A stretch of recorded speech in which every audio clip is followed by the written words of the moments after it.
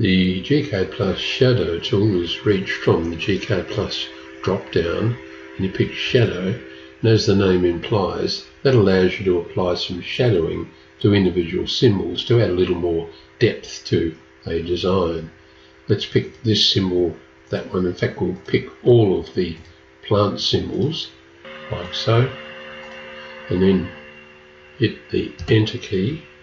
We're asked for the shadow angle. Let's leave it at 45, and we'll zoom in here and just indicate the width of the shadow. We want it to be from, say, here down to about that point there, and here is the result. Each of those symbols has been given a little bit of shadowing. If we go into layer, you I hope can see that we're trying to give a little more of a hand textured view to a gCADPlus design. The Smart Label tool has been used to pick up let's pick the banana palm here. Whoops, of course I need to go into the model. When we pick any of these, you can see that each particular symbol has been assigned its botanical name and common name, although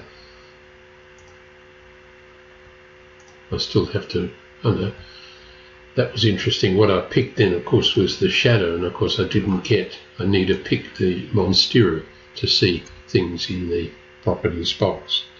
So I hope you can see the shadow command can be a useful tool from time to time.